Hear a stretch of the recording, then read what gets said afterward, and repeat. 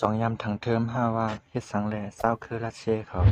อยู่ๆก็มาล้มล้างเป็นเจ้าภาพเขาเฮพอเฮาได้มาลัดถึงคือเจ้าภาพรัสเซียไหนแต่ก็ดีในป้ายวนได้ก็เขาก็ได้วนถึงเจ้าภาพนิโคลัสเจ้าภาพตนกำเรินสุดของรัสเซียอันถูกย้ายยื้อตายนั่นก้อยหนาว่าป้ายวนก้นเมืองเขาเมือขิงขายามนั้นหันว่าเจ้าภาพก็ไหนเอาก้นเมืองหักก้นเมือง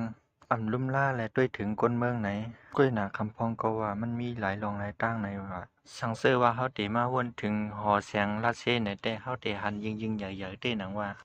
ก้อยหนาว่าในเกกลางลองตั้งยิ่งใหญ่และลองตั้งอันหังลีหังเล่าอันแคมแลบคึกขำเช่นนั้นซ้อมหนังเลยอันเฮาหันฝ่ายหน้าก้อยหนาลองตั้งไผลังในก็มันดินมี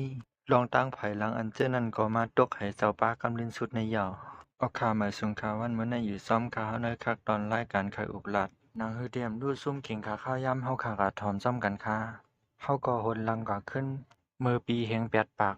กะตีกุนยูโรในขิงขาย่ำนั่นก้นหวานก้นเมืองมีรองถางห่างรอดแล้วและเครื่องใส่ตั้งตื้อขึ้นใหญ่ขึ้นกาบปานนั่นเคยแอนจอยลองสั่งในก็ไล่รอดแล้ว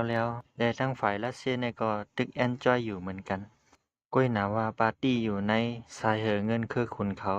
ก้นหวานก้นเมืองใครเป็นหังเป็น05ได้อยู่ในห้องในเฮือนนี้ก็มนต์ซื่ออยู่ในวังหอในก็แล้วเผยได้มาลัดลองยูโรเป็นหือใครเย้ารัสเซียมสนใจรัสเซียมีเสียงต่างของรัสเซียก้อยและหันต่อมาถึงกับปันปู่อำนั้นซาเลซานเตที่2โอ้ยามเย้ารัสเซียเฮาได้ตกแต้มเต็มตํบ่ตั้งยูโรเขาปุ่นเอานะเฮ็ดจังหนังนั้นเสมันเจ้าก็สั่งเลยมาปองสร้างวันเมืองเหมือนเสื่องหนังสร้างเส้นทางรถไฟยาก็ซอยแถมเงินตองก้นหวานก้นเมืองสร้างโรงเรียนว่าจังได๋ปานเอ็นปานแห้งไปมักมีเรียกสหลูกอ่อนไล่ขึ้นโรงเรียนจี้แต้มสุดให้ถึงจันเงาเฮ็ดจังหนังนั้นเสมันเจ้าก็ไล่จากก้นเมืองเต้ๆหนังว่าก้นหวานก้นเมืองก็มีดังเสือมวนเจาะสุดมือพ้องขิงขายามนั้นเฮ็ดจังหนังนั้นเสยาก็พิวปุ้มเจ้าฟ้าหลวงย้อนไปว่ายาก้นก้อนนึงเอาหมากปล่อยใส่รถมันเจ้าเฮียก็เตอร์ยาสึกหานมันเจ้าก้อนหนึ่งมันเจ้าก็เนียดกว่าซอยสึกหานก้อนนั้นเก็บกำอ่อนหนึ่งก็มีหมักแทงลูกหนึ่งปิวมาพิวปึ้งเฮ็ดเชิงหนังนั้นเสเจ้าปู่ลงราเชก็ขาดเป็น2ปอดลงกว่าถึงที่ว่ามันเจ้าได้ปกป้องวันเมืองราเชให้ขึ้นใหญ่เลยเสเก่าในเฮตาก็กล้วยกามีอยู่ก้นมังซุ่มอันนำเกียกเสาฟ้าเสาอุเปิงเหมือนเจ้งนะเฮาเป็นก้นเมืองในก็เปิดสั่งแล้วเฮาเตะอะไรอยู่แต่อุเปิงก้นก็แล้วเฮากูก็เตะอะไรโหมาเพียงเปี้ยงกันอำซะฮะย้อนเมื่อเจ้งหนังนั้นเฮแลมีก้นก้อนหนึ่งเอามากระทึมใส่เจ้าผ้าปูเดี๋ยวก็เฮามาต่อกันดีเจ้าผ้าเปาะ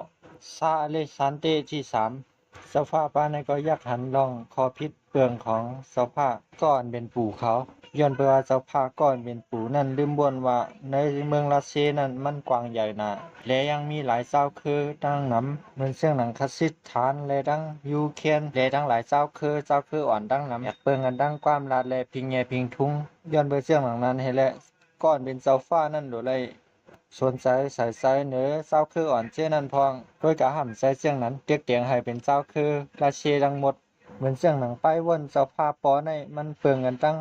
ป้ายวนเจ้าผ้าปู่ก้อนเป็นเจ้าผ้าปู่ในอ่อนน้อมย่อมโตก้อยหน้าเจ้าผ้าปอแต้มเหมือนนั้นซื้อแซดเฮ็ดเจ้งหนังนั้นเห็มในมือกาปานนั่นจังไรให้เจ้าคืออ่อนเจิมใจราชาใจนั้นเฮมาเกยยำเจ้าผ้าปอเฮหมดศาสนาเจินยำเกยยำกูปอกเจ้นั้นเฮกึดเฮยึดเฮหมดในเฮและเฮหามกูเมียวเฮปีนมาเกยยำศาสนารัสเซอสตอกเยาก็ตั้งมามุกซุมอันเป็นหานตาดีล้อมเปิดโดยและไปเก็บซิมกวนเจือสารเปิดหันถึงซ้อมไปวนเหมือนกันเจอนั่นเหมือนเสื้อหนังกวนเจือสามาเซเนสภาเจอนั่นย้อนไปว่าปักเปิงแน่นๆนาเสื้อในและเฮ็ดให้รัสเซกัดเย็นกว่าเก็บกำอันหนึ่งเยาก็จะฟ้าก่อนเป็นปอก็ตั้งไรมีแผนการตาดีส่งอำนาจอันลุกซ้ายสังเสว่าพอมาฮอดถึงวันตั้งนามาก้วยหน้าพอมาด้วยเสาฟ้าอันนั่นก็เขาว่ามันอ่อนแห้งน่ะมันมีฝังหางตาที่ฟ้องงำวันเมืองกับวันตั้งนาอำเมินเสาฟ้าก่อนเป็นปู่วันเฮหลายในกลุ่มเรียนตั้งเรียนก้อยเรียนแข่งเรียนขาต่อมีกันตั้งใต้ก่อมันว่าเจ้าไหนเยาก็ทำป้อมมีฝังหางเป็นผู้อ่อนโฮเซอิดย้อนเบอร์เจ้งหลังนั้นเฮเจ้าฟ้าก่อนเป็นปอก็จังได้ส่งลูกว่าเรียบเห็นป้ายปิญญาตั้งเมืองนอก ตั้งกำฟ้าย้อนเพื่อว่าเจ้าฟ้าก้อนเป็นปอในก็ยังตึงหนุ่มสังเสว่าขึ้นปอกมาสังไกมาเรียบเฮียนลองผู้เปิงพ้องงำในก็ไรอยู่แทนดีเจ้าฟ้าก้อนเป็นลูกเตเลยกว่าเฮียนป้ายปิ่งหยาตั้งนอกกำฟ้านั่นก้อยกะว่าหำมีรองหนึ่งถึงที่ก้อนเป็นปอหำปอไหลห้องมากขึ้นย้อนเพื่อว่าพ้องนั่นเจ้าฟ้าก้อนเป็นลูกกว่ามีที่เมืองจับปานป่นเฮียวก็อันเป็นสังไรมีปริหารก้อนหนึ่งเอาฟ้าสามุไรมาฟันบรรณามันชั่วก้อยกะว่ายังกำลีก่อนว่าย้อนเพื่อว่ามันเจ้าไรเวป่นไรย้อนเพื่อจังหนังนั้นเห็นแหละถากหญ้าน้ำมันอีกหนึ่งก้อยหนาว่าซื้อมันแต่ย่ำเลือดกว่าทั้งเสียงเหี่ยวเขาว่าลองตั้งอันมันไรง่าสามุไรก็นั่นฟันในได้เขาว่ามันกว่าเก้ามีอันเป็นสามุไรก็นั่นในก็ว่าคำพองก็ว่าย้อนเพื่อว่าเก็บปานในมันเกียกอันเหมือนเจียงหนังว่าเป็นก้นวันตกเขาเจ้าในอันนั้นก็ย้อนเพื่อว่าเป็นเจ้าผ้าของพลังเจ้าในเฮ็ดนั้นในแหละเขาจ้างในก็ว่าก็อันเป็นเจ้าผ้าปอในก็ไรย่อมว่าเป็นฐานได้แต่หรือไรห้องขึ้นมานะป้อมใจเจียงนั้นพอดีอุปเปิงพ่องงำวันเมืองละเชต่อในไหวหลังให้ก่อนเป็นลูกปอกมาถึงวันเมืองเหี่ยวนั่นก่อนเป็นปอก็สั่งว่ามาลูกปอเดสอนเตไรก็อย่าเตไรเป้โตให้กำลีเดอร์ปอลีเดอร์ปอเดสอนอังคาก็มือเหลียวในเตให้เจ้าเลยหู้ไว้ว่ามือเหลียวในปอเขาเป็นตั้งเป็นหมักตบปัวเพียก็ตายย้อนเบอร์เจียงหนังนั้นให้มันเป็นเพกึ่งกลางไว้แหละถามว่าเตเป็นมาเจียงหนังไหนก่อนเป็นปอนั่นก็ทำตั้นได้สั่งได้สอนลองอุปเปิงพ่องงำบานเมืองหังก่อนเป็นลูกนั่นถึงขิงขาข้าวยามก่อนเป็นลูกนั้นมาถึงในตาก็ตั้นได้เห็นหูสังย้อนเบอร์เจียงหนังนั้นเฮไรพ่องงำบานเมืองหนังเลยหูหังแต่เอาในสองเลยเอาวันเมืองตกผังคึกเย้าก็มาถึงขิงขาข้าวยามนางกินเมืองวันเดบิวนางซิกจองหอแสงเฮียมันเจ้าในก็คาวันก้นเมืองหักมันในแหละมันเจ้าก็สั่งไรปืนเผาว่าสังว่าเผอมาปล่อยวันเดบิวมันไหนมันเตตอนโคของกินตั้งน้ำมันเจียงหนังเล่าเวว่าเจ้าในข้าวมุนว่าเจ้าใน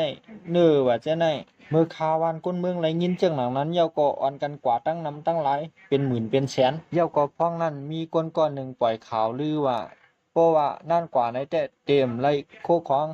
เฮ็ดเจียงหนังในเฮแลเผอก็เน็ตกว่าฮอดเย้าก็เหยียบกันตายทั้งน้ำย้อนตัวว่าคนเมืองรัสเซียในตัวใหญ่ตัวหลวงลู่เนาะเหยียบกันตายนำทนเย้าก็จะพาก็ในก็ทำกว่าปาร์ตี้ต่อที่เมืองฝรั่งเศสปุ่นมือเตงเตมันเจ้าก่อมใครกว่านังเก่าเขามาอยู่โฮมก้นเมืองเสียก็ลุ่มลาต้วยถึงก้นเมืองเสือสานในทบเพเจนั้นก้อยหนาว่าก้นในวางหอเจนั้นทำว่าป้อมความไรในข้าเจ้าเฮาป้อมกว่าได้เป็นข้าในป้อมกว่าได้ย้อนเปือว่าฝรั่งเศสในมันเป็นอ้อยลีเฮาเสาเฮาว่าพอกำพอเขาสลัมมาได้อย่าบ่ในย้อนเปือเจียงหนังนาเฮเจ้าฟ้าซ่าในก็จังเลยออกเข้าตั้งปาที่เมืองฝรั่งเศสปุ่นเฮ็ดเจิงหนังนั้นเชก้นหวานก้นเมืองไหนก็เฮ้ยเมื่อหันหูเฮาในเมื่อยังเตกว่าปาร์ตี้ต่อเที่ยงอยู่ในลองก้นหวานก้นเมืองหันใส่เนื้อเจ้าผ้าเขานั่นก็เก้าเงามันแต่มาเป็นตีในเย้าย้อนเปือว่าเจ้าผ้าที่เขาขึ้นมาพ้องงำบานเมืองแหละทำป้อหมออุปเปิงพ้องงำบานเมืองหังเฮ็ดนั้นให้แหละตั้งไรตั้งก่อตั้งลงปองเส้นกลางมาตาอุปเปิงพ้องงำแตนสุเดฮีอุปเปิงพ้องงำในก็อุปเปิงกว่าละเอานาทีปุ่นพรไว้บันติสุมดเยาวะย้อนให้รัสเซียเฮามีการเฮ็ดก็โป้เยาเฮ็ดเรื่องหนังนั้นเฮ็ดและจังไรกะกู้เงินมาตั้งนำเสียเอาก็มาสร้างโครงการว่าเส้นในทำบ่เต็มกว่าเซ็งว่าปุ่นตาที่ปกป้องเมืองรัสเซียเฮามีลองส่งออกนำพอมาโดยภายนอกมันได้หังซื่อใจไว้ก้อยหนาว่าห้ำเป็นเรื่องหนังอันวนไว้นั่นแทนที่จะปกป้องคนเมืองห้ำเลยเตียกใส่คนเมืองเหตุการณ์หนังก็ว่ากาเปลี่ยนเกี่ยวก่อจังเลยมีข่าวลือในกวนเมืองเจ้าพาในอุปเปิงวันเมืองลีจ้าสังเสื้อว่าก้นวันก้นเมืองมาเซเนจังหนังในจังเลยมีปริหารเสียวและซ่อมยาซ่อมรัดคาตายกำก่อสองก่อเฮ็ดจังหนังนั้นเฮกวนวันก้นเมืองก็สังเลยอยู่หยาบกินหยาบเหี้ยวก็สองไรมือสั้นลองเสาผ้ามาเยาลองก้นวันก้นเมืองเกียงมันเสาในก็มันเสาก็หู้อยู่เฮ็ดจังหนังนั้นเฮมันเสาก็สังไรสร้างปังตึกเฮียวสังเสื้อว่ามันเศร้าเป้ในก็มันเศร้าเตไรนาไรตาลองอันก้นหวานก้นเมืองเสนี้มันเจนก็เตหายลงกันในเกกลางเส้นนั้นเย่าเตียตึกเสื้อสัตว์เลยล่ะหนังฮือเตตึกเย่าหายเป้หนังฮือเตมซุ่มหน้าซุ่มตานั่นมันเจ้าก็สั่งมาวนตัวเฮว่าพอดีกอดตึกนังยูโรเพิ่นให้มันเป็นตัวใหญ่หลายๆลงได้ตัวปิ๊กๆหลายๆเพราะนั้นแต่โลกมังไอเชิญเป็นเอเชเขาจังได๋ก็เย่าเฮ็ ฮ็ดจังอันให้มันเจ้าก็สั่งมีแผนการดัดได้ควักหน้าลีนบ้านเมืองนั่นเหี่ยวมันเจ้าก็จังไล่ห้างซึกเสียตึกเมืองอันอยู่ภายเหนือปอดตั้งเมืองเขนั่นแลนลินปอดตอนนั้นก็เป็นเมืองมองโกขิงขายามนั้นเมียนพ้องอันเป็นแก่ปานตึกเข้ามาตึกมองโกเหมือนกันเฮาก็จังไล่มาโฮบใส่หน้ากันอันเป็นแก่ปานก็สั่งไล่ว่านี่สูแลเฮาเผิดตาเฮามาตึกกันได้เฮามาลีต่อกันเฮมดีหือเฮามาเพกันก็ครึ่งก้อยหนาว่าละเซหำว่าเมืองเล็กๆจึงเมื่อได้สั่งคาราสังอาแม่ตึกไทมาโฮมาเพียงเป้งเก่าได้ย้อนไปว่าไผละเซนั่นหังเสื้อว่าไรมงโกมาเลยง่ายๆหลมๆยาวป่อมไรตึกไหนเสาผ้าละเซเต็มมีน้ามีตานี่คนเมืองมันแหลมันจอดสั่งไรตึกจะปานกำเดียวเฮ็ดนั้นเฮ็ดแทนที่เดเป็นปางกลุ่มซ้ำเป็นปางตึกยาวตับเพื่อใหญ่ลงตับนำของละเซนั่นก็จังไรห่างซึกเสตึกจะปานยาวก็การซูมยาวจาติเนอร์ห้องแก็บซูชิมะย้อนเปิดรัสเซียวนไว้กองทัพญี่ปุ่นนั้นมันเรียกอ่อนกวยเฮ็ดเจิงหนังนั้นเสสภารัสเซียก็หำป้อมฮู้เดียวนามันก็ไว้ทีละยาวเมื่อเตงก็หำป้ออายต่อก้นวันก้นเมืองยาวกำในหำอายต่อคนตั้งกำผาแทงหำป้อมฮู้ติฮียาวก็เฮาขึ้นปอกมาตีหน้าเกียกลางเมืองรัสเซียเหมือนเสื่องหนังเมืองรัสเซียเมื่อเหลียวในแต่ปลายมากมีมหลียาวก็เดือดไหม้ก้นเมืองถึงตีหำป้อฮอดถึงแต่ตีในจ้องเหมือนเจ้าเฮ็ดเจืองหนังนั้นเฮมุนเจ้าก็สั่งไล่อ่อนก้นวันก้นเมืองเสียก็มาเหนกลางใส่ต่อเสาผ้าเขาย้อนเขาก็ฮอดถึงแต่ตีในว่างหอเสียงปุ่นก้นเมืองเสื้อนั้นก็อำไลหุ้นสั่งหนังเก่ากว่าย้อนหนังกัดเย็นก้อยอันเป็นมุนเจ้าและก้นเมืองเสื้อนั้นก็ว่าเฮาย้อนสั่งนำหนังเก่าย้อนให้เฮาได้มีอยู่มีกินนี่ก็ป้อยาวกาไหนก็หันใจหนายาวะฮักนะไหว้เสเจ้าผ้าซาและยินข่าวว่ามุนเจ้าเขามาเหนกลางใส่ไหนมันเจ้าก็ตกใส่เฮแลหมุนเจ้าเขามานี่กลางใจในมันเจ้าก็จังไรไปแล้วก็ให้ซึกมันมาเวทล้อมไว้หนังคือมุนเจ้าและก้นเมืองเขาเจ้านั้นทำพอเตรียมเขามาจำมันเจ้าไรว่าเห็นนั่นมุนเจ้าเจ้านั้นก็จังไรไปเข้ากับสู้ดีซึกหานเจ้านั้นลูกฮักซึกหานเขาเข้ามาหนังกัดเย็นก้อยนะอย่าไปไม่ใส่สังเสื้อว่าเขาก็ในว่างหออำไรในก็แค่นต่อเอาลองอันในก็ยินบันเจ้าผ้าเจ้าหอเสียงเฮกำซึกหานก็ตอบกำเดียวกับปันคาไรมุนเจ้าก็สั่งถามว่าเดียวกับปันเจ้าผ้าซาเอาหมากกวางได้กว่ากินเลยเฮ็ดนั้นเสียเอาหมากกวางสาดใส่มุนเจ้าและก้นวันก้นเมืองทำป้อตายหมากมือกว่าเสียงและเปิ้นจังไกไรห้องว่าวันนั้นเป็นวันละตี้ชันเดย์กลางวันเป็นเลือดเฮ็ดจังหลังนั้นเฮร้องในก็สุดเสียงกว่าเลยกัดเย็นเฮเกี่ยวก็เสาผ้าซาก็สั่งเลยมาพวกของก้นวันก้นเมืองเฮ็ดนั้นเสียสั่งเลยห้องอันเป็นตัวแต้นผายป้ายปลุกซ้อมก้อนหนึ่งมาสู่มันเจ้าเหว่าเฮ็ดเจียงหือก็เลยให้ก้นวันก้นเมืองเลยมีอยู่มีกินเจ้าก็เฮาขึ้นมาหาเขาเหมือนเก่านั่นก้นก้อนนั้นก็สั่งเลยตอบว่าลองตั้งอันในเจ้าเฮาฝันแห้งไปเดียวเดี๋ยวเฮาก้นวันก้นเมืองมาหักษาเฮากูก็นั่นเป็นกว่าอำไรค่าเหรอว่านั้นทำเก่าเจ้าทำเดเลยเฮ็ดเจียงหือล่ะพอมีก้นหักก็มาลูกก็ทำได้ฮีล่ะจังอยากสังจัดการไปเดียวนะว่าเหตุนั้นกับปันนั้นก็จังไรมีลองอันฆ่ากันตายทั้งนำเอามาแผ่นคอก้นวันก้นเมืองนำเตนำว่าเจียนเบอร์เจียงหนังนั้นเห็นแล้วก้นเมืองรัสเซียเขาก็สั่งแล้วเอาชื่อเสียงอันนั้นมาห้องเต้นลองอันแผ่นคอในชื่อเสียงลุงนั้นว่าสองไรห้องว่าโซโตรีดิงก้อยหนาว่าเต้นตีป้ายมักมีรัสเซียติตกแต้มนั้นซ้ำไว้หลังให้จอมจีนก็ในขึ้นมาป้ายมักมียำแก่เลยเสียเก่าว่าเฮ็ดนั้นเสมันก็รีอยู่ยาวก้อยกะว่าเจ้าผ้าในซ้ำกะหาลองหาตั้งเขามาแทงเมียวหนึ่งจังไรกะห้องมาอันเป็นหมอยาไผ่ยาก้นอันชื่อว่ารัดโปรตีนลองตั้งมันแต่เป็นย้อนเปื่อว่าอันเป็นลูกชายของเจ้าผ้าในมันเป็นตั้งเป็นห้าแห้งอยู่เมียวหนึ่งเขาว่าเลือดออกตั้งโตในหาหมอก็เลยมายดยาก็มีเผยยดยาไรเผื่อว่ารัดโปรตีนไม่มายดยาก็สั่งไรยดยาหายเหี่ยวก็อันเป็นเจ้าผ้าก็สั่งไรเก้ยำมันเต้เก้ยำเหมือนเชื่องหนังว่าเป็นก้นเฮิรนเดียวกันนั่นเหี่ยวคำพองก็ว่าลุงก็ในลักเฮ็ดจู้กันดังมีเจ้าผ้าและเรียนจู้กันดังลูกมันไหนก้อยหนาว่าก้นหวานก้นเมืองเขาแต่อ่อนกันลือหลั่นว่าพอแสงตื่นเต้นร่วมโจมก็เปอหมุนเจ้าก็ในเหี่ยวขิงขาข้าวยามนั้นมีข่าวลือบ่สุกซักกว่าเสียงบางอันก็เป็นข่าวเต้บางอันก็เป็นข่าวปลอมว่าเตมาตัวได้ลูกในก็มันเป็นกากซ้ออันหนึ่งอันเฮ็ดให้พอเสียงในร่วมสมและทำแข่งขิงขาข้าวยามนั่นทำเป็นขิงขาข้าวยามอันเป็นปางตึกซึกกำผาปอกหนึ่งเฮ็ดนั้นให้เจ้าผ้าซ่าก็สั่งว่าโอ้ขิงขาข้าวยามเลี้ยวเฮาเตไล เกตินเกมือลองอันเฮาได้ซุ่มซึกวันมื้อนั้นอันเป็นกวนในวางหอเขานั้นก็จังว่าอำไรค่าเจ้าเฮาพอเจ้าขวาย่อพร้อมเดี๋ยวมาด้วยในวางเลยล่ะพร้อมเดี๋ยวมาลุมลาในวางในตั้งรัสเซียเฮาในมีกวนกัดแขนตั้งนำเดี๋ยวให้เขาออกหน้าซึกแต้นเจ้าเฮาตีแต่ในกวนในวางหอเขานั้นแต่เปิ้นหลอมโกมันออกหน้าซึกเฮียวก็โกไรกะซุ่มซึกเหมือนเสียงหนังมันออกหน้าซึกกะตึกจะปานมือมันนั้นก้อยหนาว่าเจ้าพาซาเลยลูกมันก็อำไรเกาแค่กว่าอำไรพอเสียงหนังนั้นพระอำที่มาลุมลาในวางหอในคาลาก็มีเกาก็มีลูกเลยตั้งมุนเจ้าในก็มีอยู่เฮนั้นเฮย้อนเปิดปังตึกเลยตั้งลองสุกยุงในเมืองลาเซเฮลาเซอันอังยิ่งใหญ่มานั้นเลยตกลงกว่าแปดเหมือนเสียงหนังก้นปิดหญ้านาแข็งนั้นยาวเพื่อเสริมมีเงินอันที่เหลือนั้นทำได้แล้วเอากาสออกหน้าซึกเฮเฮ็ดเรื่องหนังนั้นเฮว่าเฮป่นมา1 ปีย้อนเปิดเพย้อนเจ้าในเฮกะตุ้มย้อนก้นเมืองเข็มก้ามันเจ้าก็สังเลยมาสัดเฮ็ดเป็นป้อยอย่าป้อยลงห้องปีห้องน้องมันมาแอวเหมือนเจ้งหนังเสื้อคือเจ้าคือคุณเขานั่นใส่โคตรใส่เลี้ยงอันคึกอันแคบละลายห้อยเกี่ยวเสียงเงินคำพอเดียมกว่าเสียงเยาก็สังเลยป้อแคบพางไว้เสียวกว่าคายบันก้นวันก้นเมืองหาเลยด้วยกัน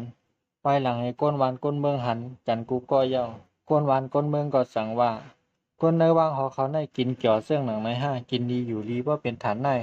ก้นวันก้นเมืองเฮาอยู่ตั้งนอกในเฮาทำพอได้กินแก็บกินห้ำกันอยู่เย้าเฮ็ดเจ้าหนังนั้นให้ก้นเมืองเขาก็สั่งเลยว่นว่าเฮาถูกลีอยู่ใต้พ้องงำเสื่องในอยู่5ลองสุนไล่ลองถางห้างเฮาซ้ำมีดีแล้วดีแต่เฮาเป็นก้นวันก้นเมืองหนังกันเฮาถูกลีมีหัวหมาเพียงเปี้ยงกันเฮ็ดเจ้าหนังนั้นเฮลองไปว่นคอมมิวนิสต์นั้นมาเป็นความตอบปันกวยกาคอมมิวนิสต์วันนั้นแหละวันไหนมันเหมือนกันค้าคอมมิวนิสต์วันเหมือนนั่นแต่มันเหมือนเจ้าหนังว่ากวนเฮากูก็เรียนอยู่ในทุ่งหญ้าเหมือนกันเพียงเปี้ยงกันกูก็มีรองถางห้างโฮมาเพียงเปี้ยงกันมีเผอมีเหลือเสเผอมีเผอเตี่ยมเหลือเสเผอกูก็นั่นเหมือนกันหมดกีเตมันลองเสื้อในมันมีวันแต่ที่เป็นกว่าไรหนังเขาวนวานก้นเมืองลาเชเขาก็ยุ่มยำเจ้งหนังนั้นอ่อนตั้งตีเฮาเตกว่าถึงตีนั้นเจ้าภาคเขาเตเลยว่างอำนาจก่อนเฮ็ดเจ้งหนังนั้นเฮมันก็มีลองลุกขึ้นทำพอเต็มกว่าเสียงในเกกลางลองลุกขึ้นเขานั่นซึกหานก็เข้ากว่ามีศูนย์โฮมป้าเฮ็ดเจ้งหนังนั้นเฮเจ้าภาคซ่าในก็จังเลยยอมวางอำนาจเสไรค่ายก็อยู่ต่างตีเหมือนหนังก้นธรรมดานั่นเย้าไหว้หลังเฮมีเจ้าผ้าเย้าวันเมืองเตกัดเย็นในไว้กาว่าห่ำเหมือนเสื่องหนังนั้นไหว้หลังเฮมีเจ้าผ้าเย้าในก็อันเป็นขุนศึกเขาเส้นนั้นก็ออกมาหิมอำนาจกันทำปอสุกสักลงกว่าเสียงเฮ็ดเฮาก้นวันก้นเมืองเลยขามตามห่ำตายเป็นนับแสนมันว่าว่าเชื่องหือก็มันเป็นรองวันป่นเย้าเขาก็ขึ้นมาถ่อมกะดีเจ้าผ้าซ่าเหมือนเก่าถึงว่าเมื่อเหลียวในเจ้าผ้าซ่ามันเต็มเลยเป็นเจ้าผ้าเจ้าหอเสียงเย้าในเฮตาก็ปื้นตีอยู่เศร้าของมันเศร้าแต่คึกขำเข้มอยู่กูลองถึงที่ว่าภายนอกนั่นเตถูกหญ้าลองกุ้มทิ้งไว้ในเฮตาก็ภายในวางเฮิรนนั่นกินเกี่ยวกันไล่หนังลอดแล้วลองถาห่างกูเสือกูลองเยี่ยวก็เจ้าผ้าสั่งไรมากกว่าก็เปิดก้นฝ่ายนอกนั่นย้อนเปิดว่าก้นฝ่ายนอกปุ่นมันมี2ฝ่ายเฮตึกกันหนำหมอเย่าให้ปอกฝ่ายหนึ่งห้ำหันถึงลองคอมมิวนิสต์ลีแทงฝ่ายหนึ่งห้ำย้อนเปิดเฮามีเจ้าผ้ามีเจ้าหอเสียงและเฮา2อะไรตึกกันเจิ้งหนังไหนและ2อะไรมีแผนการว่าเตก็ลักจอยเจ้าผ้าซาขึ้นมานั่งปลางหอแสงเฮ็ดเจิ้งหนังนั้นเฮและกวนเจือซาอันยับเจ้าผ้าซากะนั่นก็จังไรไม่ใส่เดี๋ยวก็สั่งเลยมีกำสั่งอันหนึ่งเฮากวนในมุ่งหอเฮิรนเจ้าผ้าซาเขากว่าโฮมตุมกันเฮิรนเตอลีนปุ่นไว้หลังให้เขาเจ้าไล่ลงกว่าฮอดดีเตอลีนปุ่นจังไรมีซึกหานก้อนหนึ่งไปเข้ามาลาดว่าวันเหมือนในเป็นวันดิ้นสุดของเจ้าเฮาเยาเฮ็ดเจืองหนังนั้นเฮเอากองสาดกว่าเชียงเฮ็ดเจืองหนังนั้นเฮกวนในมุ่งเฮิรนเจ้าผ้าซาก็เลยตายกว่าหมดเยาก็มีข่าวลือว่าลูกยิ่งอ่อนมันก้อนหนึ่งรอดกว่าไหนย้อนเปิดว่าซึกหานนั้นอีลูเสียแลซอยเหลือไว้ในก็ว่างินจมขอบใจคานเข้ามาติดตามเลยปันแฮงหันเข้ามาต้วยค่ะเนาะใบซุงกูก็ขามอนๆค่ะ